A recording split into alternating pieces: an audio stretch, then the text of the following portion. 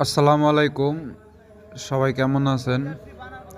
তো দেখতে পাচ্ছেন এখানে আম পাড়ার চেষ্টা করতেছি। আমরা অনেক দিন থেকেই পরিকল্পনা করতেছি যে এই সিজনে আর কি আম মেখে খাবো। তো সেই পরিকল্পনা করে আজকে বিকেলবেলা বাসা থেকে মশলা-টশলা সব নিয়ে আসি। তো নিয়ে আসার পরে সর্বপ্রথম তো আগে আম পাড়তে হবে।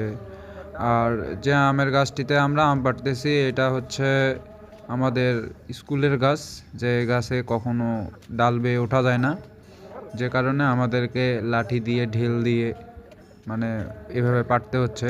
তো মারার কারণে দেখতে পাচ্ছেন আমগুলোতে একটু ছোট ছোট ক্ষত তৈরি হচ্ছে।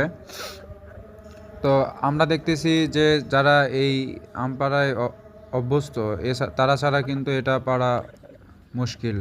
তো সে আমাদের কষ্ট দেখে আমাদের এগুলো ছোটো ভাই এসে তারা আমাদেরকে অনেক উপকার করে। আপনারা দেখতে পাচ্ছেন ভিডিওর ডান সাইডে মোজাক্কির আছে, এখানে সাদমান আছে, তারপরে হচ্ছে সাদ আছে।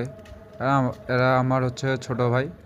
তো ওরা অনেক উপকার করে এবং ওদের বদৌলতে আমরা অনেক কয়েকটি আম আর কি পাড়তে পারছি। তো আম পাড়ার ভিডিওর পরে যে পরের ভিডিওটা থাকবে এটা আপনাদেরকে দেখাবো। পরের ভিডিওতে আপনারা এটা সম্পূর্ণ দেখতে পাবেন। তো ধন্যবাদ সবাইকে। এখন দেখতে থাকেন আমরা কিভাবে আম পাড়ি। আম পাড়া প্রতিযোগিতা চলতেছে এখানে।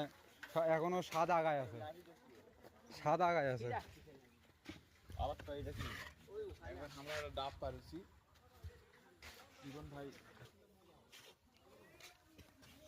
এই আমটা বুঝছো হেভি টেস্টি, কিন্তু একদম পুরো ঢায়ে গেছে। এটা খাওয়ার মতো হয়েছে। আরে সবই খাওয়ার আগে অন্তর গাছে তুলে দিস না, মনে আছে?